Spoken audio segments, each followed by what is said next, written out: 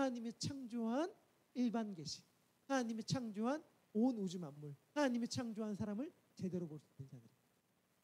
우리는 하나님이 창조한 이 세계와 사람들을 돌보고 섬기고 보호해야 할 의무와 사명을 지닌 자들이에요. 왜? 우리는 예수님을 알잖아요. 우리는 제대로 그래서 이 세상을 볼 수 있는 자들이잖아요. 그러니까 우리는 사람을 사랑하고 섬겨야 하고 하나님이 창조한 이 자연을, 이 세계를 아름답게 가꾸고 지키고 보호해야 할 사명이 있는 자들. 그리고 그러한 대표적인 자가 바로 동방박사다라고 말할 수 있을 것 같습니다. 여러분, 동방박사에 대해 여러분은 얼마나 알고 계십니까? 제가 주보의 칼럼에 동방박사 이야기를 조금 적었는데요. 여러분, 동방박사에 대해 얼마나 알고 있어요? 사실 동방박사에 대해 우리가 아는 게 너무 적어요. 동방박사 몇 명이죠? 몇 명이에요? 세 사람! 몰라요, 사실은. 동방박사 몇 사람인지 사실 몰라요. 몇 명인지도 모르고, 사실은 그들이 어디서 왔는지도 모르고, 누구였는지도 모르고, 그의 정체에 알 수 있는 것이 너무 없어서 오히려 되려 사람들이 수많은 상상을 거기에 덧붙여 왔어요. 그 상상들에 대해서 제가 칼럼에 조금 적어놨는데, 여하튼간 너무 많은 이야기들이 있는데 정작 정말 신뢰할 만한 이야기들은 없어요. 복음서 4권의 복음서 가운데 동방박사에 대해 기록하고 있는 성경은 마태복음 딱 하나입니다. 마태복음에서도 초반에 잠깐 치고 빠져요. 동방박사에 대해 알 수 있는 정보들 너무 없습니다. 몇 명인지도 몰라요. 그리고 심지어 그들이 뭐 하던 사람인지도 알 수 없고요. 뭐 점성술사다, 현자다, 많은 말들이 있지만 알 수 없어요. 또 하나, 그들이 온 동방이란 땅이 어딘지도 사실은 명확하게 알 수 없어요.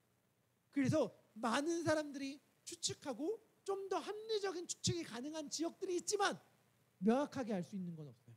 그런데 매우 분명하고 확실하게 말할 수 있는 사실 하나는, 매우 분명하고 확실하게 말할 수 있는 사실 하나, 그게 뭐냐면 동방박사는 이방인이었다는 거예요. 그것만큼은 부인할 수 없는 명확한 사실입니다. 그게 왜 중요하죠? 동방박사가 이방인이라는 사실이. 여러분, 이미 많이들 알고 있겠지만 마태복음은 유대인들을 대상으로 쓰였습니다. 그리고 마태복음을 관통한 핵심 주제는 뭐라고 얘기했냐면 구약의 말씀을 성취할 메시아가 예수 그리스도다라는 거라고 얘기했어요.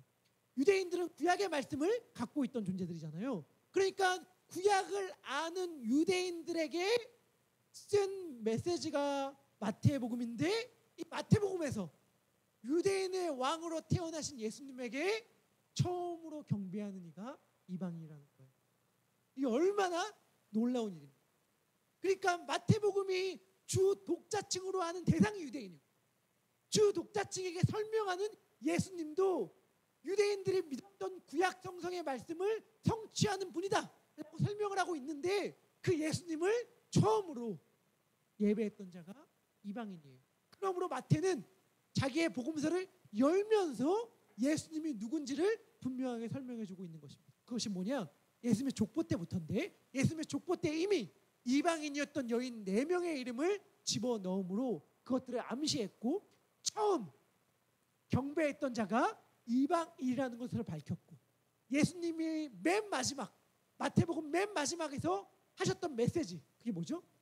너희는 모든 민족을 제자로 삼아 라고 하는 것이 예수님의 맨 마지막 메시지였다는 걸 기록함으로 마태는 무엇을 이야기하는 것이냐면, 야, 유대인의 왕으로 나신 분은 사실은 유대인만 위한 것이 아니라 온 세계를 위한 분이야.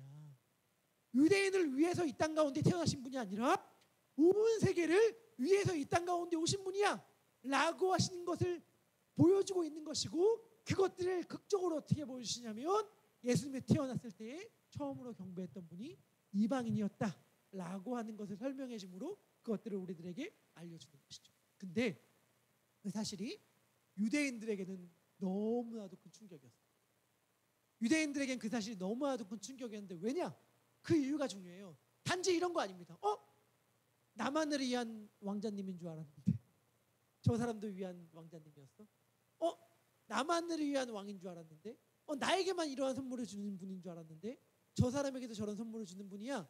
아이, 그럼 실망이다 라고 하는 차원에서 충격이 아니었어요. 이들의 충격을 받은 이유는 그들이 살았던 시대와 배경을 살펴봐야 합니다. 그들이 예수님 당시 예수님이 살았던 땅에 대해 여러분들 알 필요가 있는데, 예수님이 살았던 땅은 굉장히 슬프고 잔혹한 역사를 가진 땅이었어요.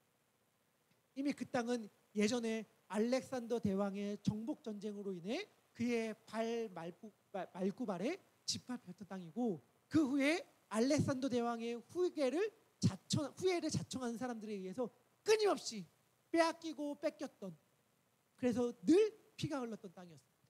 예수님 때에는 로마가 그 땅을 다스리고 있었는데, 로마가 직접 다스리는 것이 아니라 그 땅의 백성들 중에 한 명의 지도자를 세워서 그 땅을 다스리게 했어요. 그 사람이 처음에는 헤롯 대왕의 아버지였고, 헤롯 대왕의 아버지가 헤롯 대왕에게로 자신의 나라를 물려줍니다. 여러분, 예수님이 태어났을 때 예수님이 살던 지역을 다스리던 사람이 헤롯 대왕이거든요.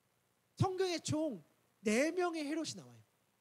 성경에 헤롯이라는 인물이 4명이 나오는데, 헤롯은 레스트 네임이고 그 나머지 이름들이 나오는데 헤롯 대왕만 대왕이라고 불러요. 그 이유는 뭐냐면 나머지 3명의 아버지이기 때문에 대왕이라고 불리기도 하고, 가장 넓은 지역을 다스리기 때문에 대왕이라고 부르기도 하거든요. 그러니까 자기가 죽으면서 자신의 아들 3명이 자신의 땅을 3개로 쪼개서 나눠 가져요. 그렇기 때문에 헤롯 같은 경우는 가장 넓은 땅을 다스리고 있어서 대왕이라고 불리는데, 사실은 그는 대왕이란 칭호에 합당한 사람은 아니었습니다. 그는 매우 탁월한 면은 있었습니다. 예술적 측면, 건축을 아주 아름답게 했고, 그래서 당시에 소문이 돌았어요. 어떤 소문이 돌았냐면, 너희들 휴가 갈 거면 예루살렘으로 가. 예루살렘으로 가면 너가 볼 수 있는 아름다움의 극한을 볼 수 있어. 가장 아름다운 것을 구경하고 싶으면 예루살렘으로 가 라고 많은 말이 돌 정도로 아름다운 건축물들, 웅장한 건축물들이 예루살렘에 가득했어요. 왜냐하면 헤롯은 그 건축물에 미친 사람이었고, 근데 왜 미쳤는지가 좀, 왜 미쳤냐면 자신의 그 권력을, 자신의 왕권을 다 공고히 하는데 건축이라는 도구를 사용했어요. 그는 자신의 정권을 지키는데 정신이 완전히 나가 있던, 편안히 되어 있던 사람이에요. 얼마나 그랬냐? 고대 사회여서 이거 당연히 그럴 수 있는 거 아니야? 여러분, 아니에요. 너무너무 희귀하고 특별한 일이라는 사실을 염두에 두면서 여러분 이 이야기를 들었으면 좋겠는데, 헤롯이 얼마나 자기의 권력을 지키는데 미쳐있던 사람입니다. 그는 사실은 혈통이 온전한 다윗의 자손이 아니었거든요. 그의 피에는 야곱의 피가 아니라 에서의 피가 흐르고 있었어요. 그러니까 유대인들의 입장에서는 이방 나라인 로마의 식민 지배를 받는 것도 너무 불안한데, 우리를 다스리던 왕이 온전한 다윗의 혈통이 아니야. 불만이 너무 많은 거예요. 그래서 늘 반란이 일어났어요. 그래서 그 반란을 헤롯이 어마어마하게 피로 다스려요. 그리고 자신의 불안정한 그 정통성 때문에 자신의 왕위를 누가 위협하지 않을까 늘 이 불안감에 살아서 어떻게 했는지 아세요? 자신의 왕권의 위협이 된다고 생각해서 자신의 아내를 죽입니다. 자신의 장인어른을 죽입니다. 자신의 처형을 죽입니다. 자신의 아들을 죽입니다. 2명이다. 왜? 자기의 왕권의 위협이 된다. 제정신이 아닌 사람이었어요. 그리고 당시에 어떠한 말이 속담처럼 돌았냐면, 그게 그리스 말로 약간 언어 유희적인 건데, 헤롯의 아들이 휴오스거든요. 헤롯의 아들이 될 바에는 헤롯의 돼지, 그게 크로이스라는 단어인데 헤롯의 돼지가 되는 게 낫다 라는 말이 들 정도로 헤롯은 자신의 권력을 지키기 위함이라면 자신의 가족조차도 굉장히 잔인하게 대했던 사람입니다. 그러니까 그런 사람이 동방에서 박사들이 와서 유대인의 왕으로 오신 이유가 어디 있습니까? 라는 말을 들으니 눈이 돌지 안 돌겠습니까? 여하튼간 이러한 분위기 속 안에서 불만이 잔뜩 쌓였던 유대인들은 끊임없이 독립전쟁을 독립전쟁을 일으켰고, 그것을 헤롯도 그랬고 로마의 장군들도 그 독립전쟁을 피로 다스렸어요. 주전 4년에 예수님 태어나기 4년 정도 전에 그 어간에 이스라엘 가운데서 큰 독립전쟁이 일어났고, 로마의 바루스라는 장군이 그 전쟁을 잠잠하기 위해서, 그 반란을 잠재우기 위해서 군대를 이끌고 출동합니다. 그래서 어떻게 했는가? 하루에 2,000명을 몰수한 예수님이 태어났을 때 일이에요. 그 마을에서 일어났던 일. 후에 로마의 황제가 되고 예루살렘 성전을 무너뜨렸던 로마의 장군 티투스도 유대에서 일어났던 반란을 잠재우기 위해 군대를 이끌고 쳐들어가서 그 사람들을 다 죽이고 매일마다 500명씩 십자가에 매달아 죽였다고 합니다. 이게 예수님 때에 일어났던 일이에요. 얼마나 십자가에 많은 사람들이 매달았던지 기록에 어떠한 기록들이 있냐면 더 이상 사람을 매달을 나무가 없고 더 이상 사람을 매단 나무를 꽂을 땅이 없다 라고 말할 정도로 끊임없이 그 땅은 피가 진동했던 잔인했던 땅이에요. 여러분 질문해 볼게요. 만약에 여러분들이 그 땅을 살아가고 있던 유대인이었다면, 그 땅을 살아가고 있던 이스라엘 사람들이었다면 여러분들은 어떤 메시아를 기다렸겠습니까? 여러분들이 만약에 그 땅을 살아가면서 우리를 구원할 메시아를 기다립니다 라고 간절히 기다리고 있었다면 여러분들이 기다렸을 메시아는 어떤 사람이겠어요? 이거는 단지 2000년 전의 이야기가 아니죠. 오늘 우리들에게도 마찬가지 이야기죠. 우리들의 삶을 그토록 무겁게 짓누르고 우리들의 삶을 그토록 가슴 아프게 힘들게 한 그 현실들 앞에서 우리가 간절히 기다리고 있는 메시아는 어떤 메시아입니까? 이제 얼마 안 있으면 크리스마스인데 여러분 크리스마스 때에 여러분들이 이 땅에 정말 나의 삶에 정말 왔으면 좋겠다 하는 왕은 어떠한 왕이십니까? 유대인들이 기다렸던 왕은 너무너무 당연하죠. 너무너무 분명하죠. 제발 다윗의 자손이 우리들 가운데 오셔서 이 피로부터 이 끔찍한 로마의 압제로부터 이 정통성도 없는 헤롯의 왕 통치로부터 우리를 구원해 주세요 라고 말했을 메시아를 너무나도 간절히 기다렸을 거예요. 그런데 마태는 그들의 기대와 예상과 전혀 다른 메시아를 그들에게 소개시켜 줍니다. 우리 마태복음 1장 21절의 말씀인데요. 우리 함께 이 말씀을 읽도록 하겠습니다. 읽겠습니다. 시작. 이는 그가 자기 백성을 그때 주에서 구원할 자이심이라 하니라. 완전히 예상 밖의 이야기를 들려주는 거예요. 그들은 자신의 이 엄혹한 현실에서 자기들을 구원할 메시아를 간구했어요. 그런데 메시아는 이 땅 가운데 왔는데 마태는 소개합니다. 이 사람은 누군가? 로마의 압제에서? 헤롯의 통치에서?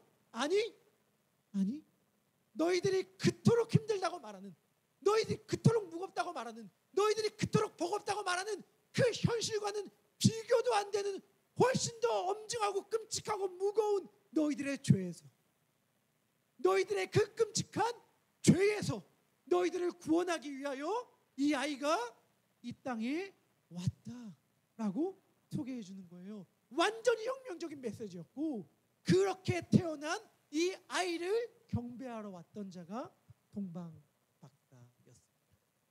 저는 동방박사가 예수님께 경배한 이 이야기를 읽을 때에 참 두 가지가 인상 깊습니다. 첫 번째는 뭐냐면 그들이 경배했던 대상이 아기 예수님이었다는 것이고, 두 번째는 그들이 경배한 후에 곧장 고국으로 돌아갔다는 것. 여러분 한번 생각해 보세요. 동방박사 동방에서 온 건 맞죠? 그러면 얼마나 걸려서 왔을까요? 모르죠. 동방이 어딘지도 잘 모르는데. 물론 저는 성경을 통해서 어느 정도 이쪽 지역에 다 추측은 하지만 명확하게 알 수 없지만 분명한 거 하나 있어요. 짧은 길은 아니었어요. 짧은 길은 아니에요. 왜냐?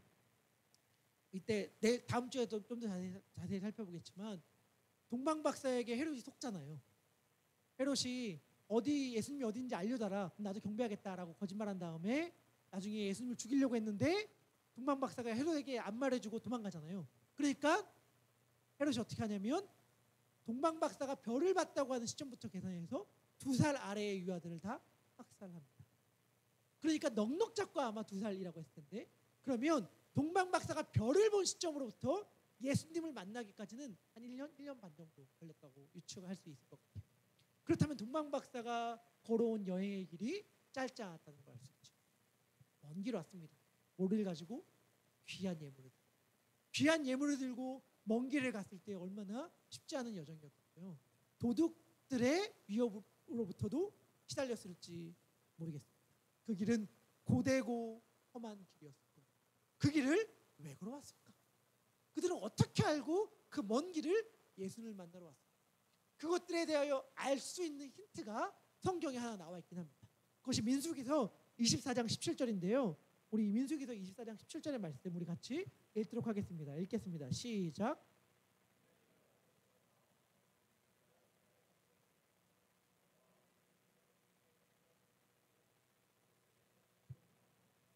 아멘. 이건 이방 선지자, 이방 점술가 발람이라고 하는 사람이 한 예언입니다. 이 발람이라는 사람은 당시 이스라엘 입장으로선 동방 메소포타미아에 있던 점술가인데 이 사람이 너무 유명했어요. 그러니까 이 당시에 예수님 당시에 점술가들 입장에서 보면은 오늘날로 치면 마치 노스트라다무스. 여러분 노스트라다무스 아시죠? 유명한 예언가로 알려져 있잖아요. 제가 그분을 믿는다 이런 얘기 아닙니다. 근데 약간 그런 사람들 알려져 있잖아요. 용한. 근데 당시에 동방 박사들이 살았던 지역에서 마치 노스트라다무스처럼 유명한 점술가로 이름이 알려졌던 사람이 발람이라는 사람입니다. 그러니까 발람의 예언들이 아마 역사 가운데 입에 입을 타고 소문에 소문을 타고 흘러갔겠죠. 그렇다가 별이라는 것이 그들에게 계속 퍼졌는데 어느 순간 동방의 박사들이 그 별을 발견하게 되었다고 생각하고 그 별을 보고 예수님께로 나오게 된 거예요. 이러한 모습은 구약의 이사야서 60장의 성취이기도 합니다. 우리 60장 6절 말씀, 이사야서 60장 6절 말씀도 우리 같이 읽도록 하겠습니다. 읽겠습니다. 시작.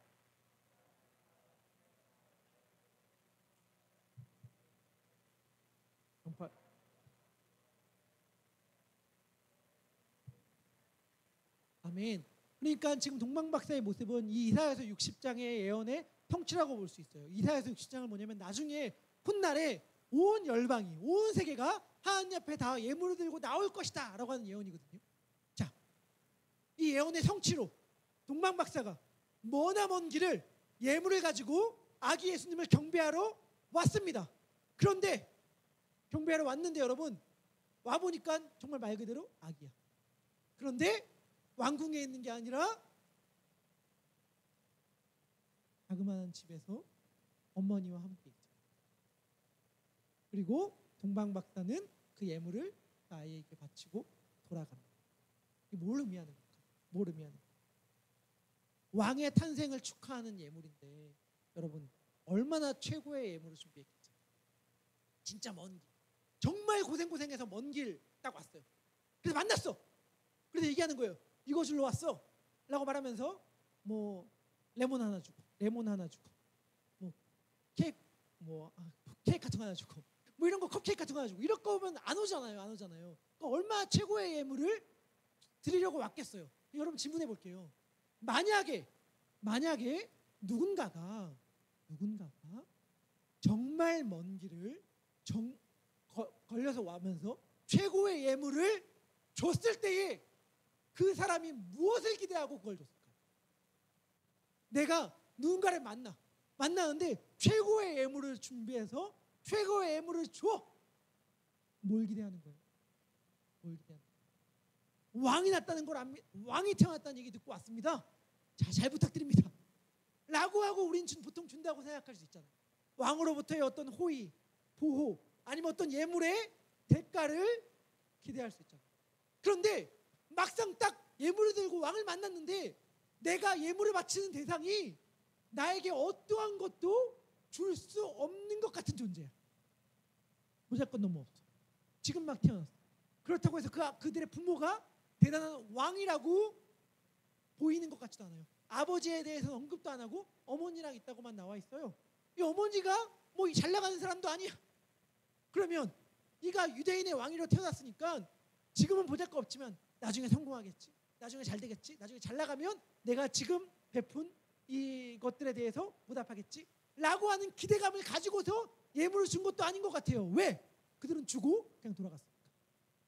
그들은 그냥 주고 돌아갔으니까 무언가 이거에 대한 대가를 바라고 준 게 아니죠. 그래서 제가 깨닫게 됐어요. 뭐 할 깨닫게 됐는가? 오늘이 감사주일이잖아요. 저는 그냥 묵상해 봤어요. 왜 감사주일날 하나님께서 동방박사의 이야기를 전하게 하셨을까? 묵상하게 하셨을까? 그러면서 제가 깨닫게 된 바, 동방박사의 예물은 감사의 예물이구나. 왜? 무언가를 기대하고 바라면서 드린 예물이 아닙니까? 무언가를 기대하고 소망하고 예측하고 그런 마음에 드린 어떤 대가성 예물이 아니라 감사의 마음으로 드린 예물이기 때문에 동방박사의 예물은 감사의 예물이라고 할 수 있겠구나라는 걸 알게 되었습니다. 오늘은 추수감사절로 주일로 기억하고 있습니다. 우리 다 알고 계시겠지만 사도 바울은 우리에게 감사하라라고 말합니다. 그리고 그 감사가 하나님의 뜻이라고 말합니다. 해피 땡스기빙. 여러분 감사하세요. 감사하라는 말 얼마나 좋습니까? 하지만 그 너무나도 좋은 모든 사람들이 큰 불만 없이 받아들일 감사라는 말이 잔인한 말로 바뀌는 데에는 딱 한 단어면 충분하죠. 감사라는 말이 잔인한 말로 바뀌는 데에는 딱 한 단어면 충분해요. 이게 뭐죠? 모든 일에 범사에. 감사라는 말이 아무리 좋은 말일지 모르겠지만 거기에 모든 일, 범사라는 말이 붙는 순간 그 말은 굉장히 잔인해지죠. 어떻게 이 일에도 감사할 수 있어요? 어떻게 이 일에도 우리가 감사할 수 있죠? 감사할 수 없는 일들이 우리들 가운데 엄청나게 많이 펼쳐지잖아요. 그런데 그냥 감사하라고도 아니고 모든 일에 감사하라고 명령을 해요. 이것이 어떻게 가능한 것인가? 저는 이 힌트를 바울이 빌립보서 4장 6절에서 우리들에게 준다고 생각합니다. 우리 함께 빌립보서 4장 6절의 말씀 같이 읽도록 하겠습니다. 읽겠습니다. 시작.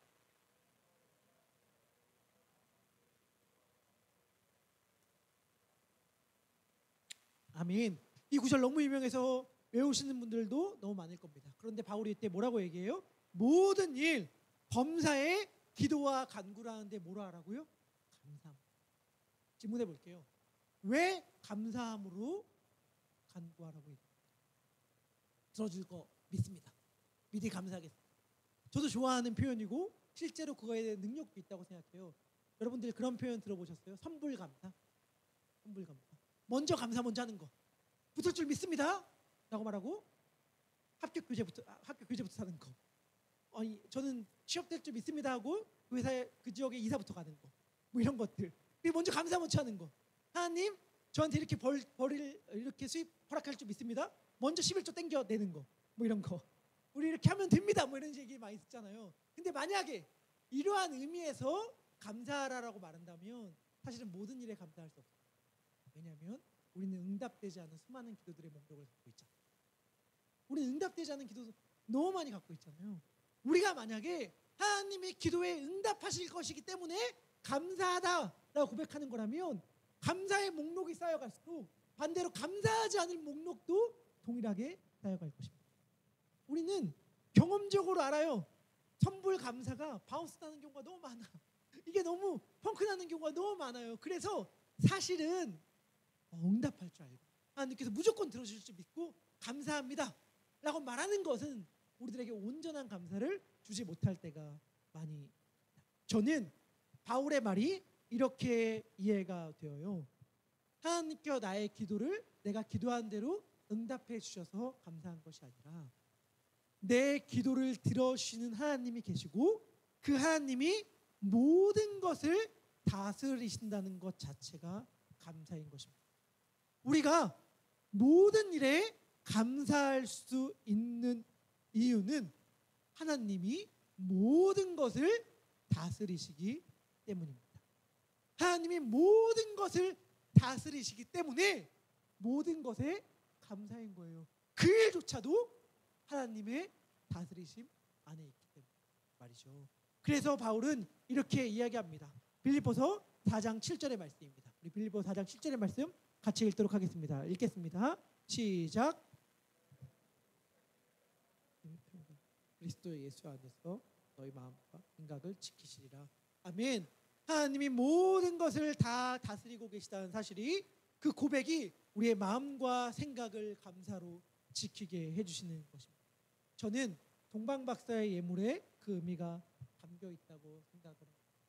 유대인의 왕이자 온 세상을 다스릴 분을 뵙고 경배할 수 있다는 사실만으로 너무 감사한 거죠. 결국엔 그분이 모든 것을 다스리시고 모든 곳을 다스리실 것이기 때문에 돌아가도 전혀 상관이 없는 거예요. 어차피 그분이 모든 것을 다스린다는 것에 감사의 고백으로 나는 예물을 드렸고, 내가 어디에 있든 어느 곳에 있든 그분이 온 우주, 온 세계를 다스릴 줄을 믿습니다 라는 고백을 하는 것이죠.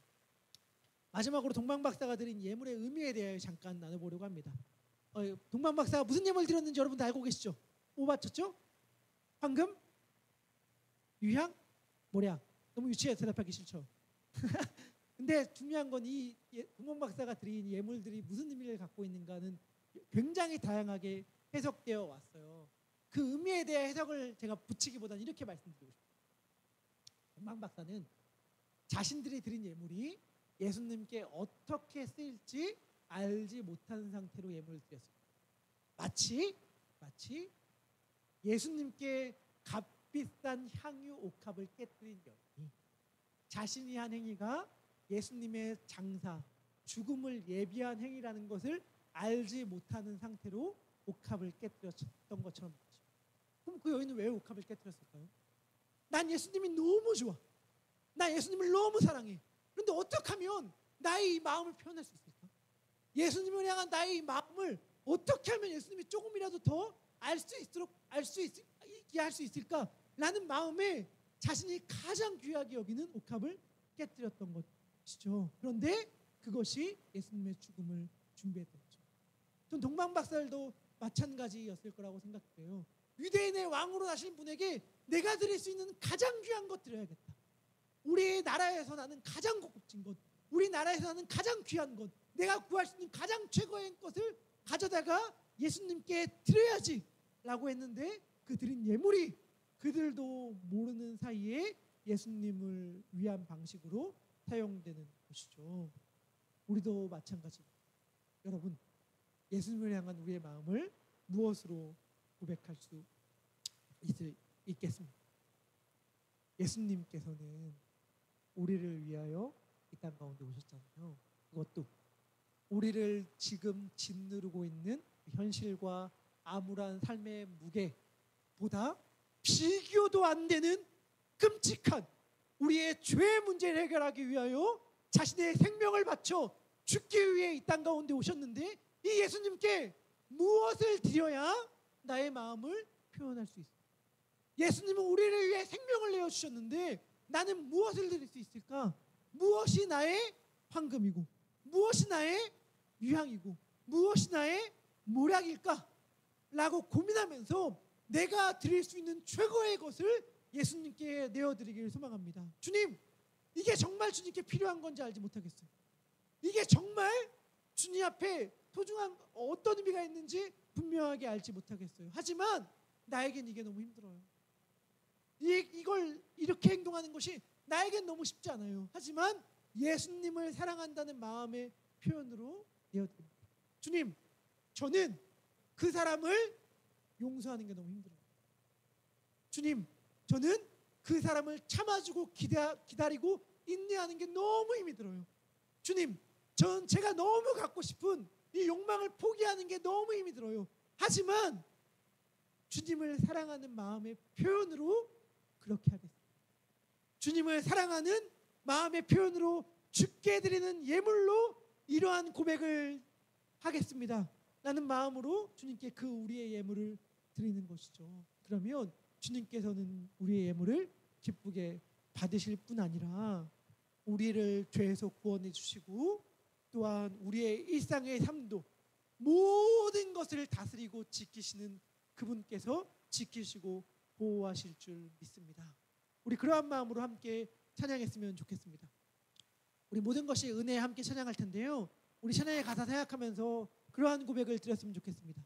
모든 것이 은혜요, 모든 것이 감사인 이유는 하나님이 우리 구주 예수 그리스도가 모든 것을 다스리시기 때문에 그렇습니다.